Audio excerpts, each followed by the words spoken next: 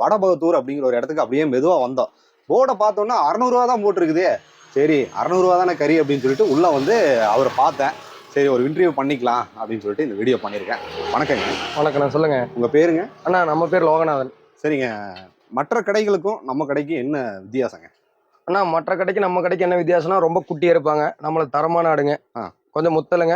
ஒரு ஒரு 2 விசில் சேர்த்துணுங்க. கறி நல்லா இருக்கு. நேரடியாக நம்ம லோக்கல்லே வந்து போய் வாங்குறதுனால நம்ம கொஞ்சம் குறைஞ்ச விலைக்கு தந்துட்டுருக்குறேங்க. ஓகே. எங்க நீங்க ஆடு போய் வாங்கிட்டு அண்ணா, நம்ம லோக்கல்லே தானே. இப்போ எங்க சுத்து வட்டாரத்தில் இருக்க ஏரியாலைங்க.